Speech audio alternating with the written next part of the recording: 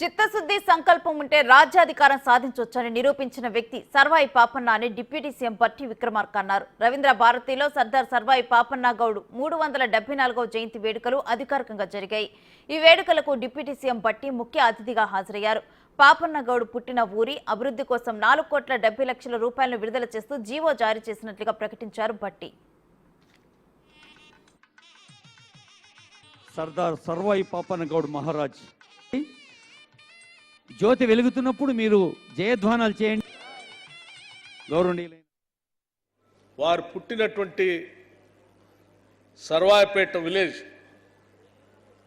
ఆ గ్రామం నుంచి మొదలు పెడితే పక్కనున్నటువంటి కిలాషాపూర్ ప్రాంతాలను కూడా పెద్ద ఎత్తున అభివృద్ధి పరచడానికి ఒక టూరిజం సెంటర్ లాగా దాన్ని అభివృద్ధి పరిస్తే కేవలం రాష్ట్రంలో ఉన్నటువంటి ప్రజలే కాదు, దేశవ్యాప్తంగా ఉన్నటువంటి ప్రజలు కూడా అక్కడికి వచ్చి వారి జీవిత చరిత్ర తెలుసుకొని స్ఫూర్తి పొందుతారనే ఆలోచనలతో బీసీ వెల్ఫేర్ మంత్రిగా ఉన్నటువంటి మిత్రులు పొన్నం ప్రభాకర్ గౌడ్ గారు టూరిజం శాఖతో మాట్లాడి వారి ఆలోచనల మేరకు రాష్ట్ర ప్రభుత్వం తరఫు నుంచి ఈరోజు 4,70,00,000 రూపాయలని ఈ టూరిజం ఈ కేంద్రాలను అభివృద్ధి పరచడానికి ఈరోజు జీవో కూడా ఇష్యూ చేయటం జరిగింది. ఈ కార్యక్రమాన్ని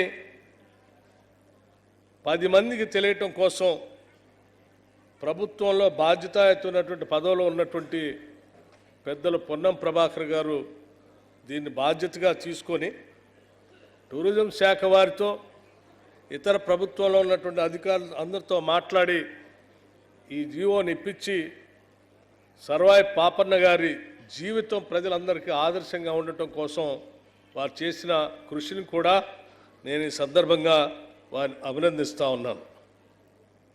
అట్లాగే మిత్రులారా, సరే పాపన్న గారి జీవిత చరిత్రకు సంబంధించి చిన్న పుస్తకాన్ని కూడా, పాకెట్ పుస్తకాన్ని కూడా మిత్రులు ప్రచురించారు.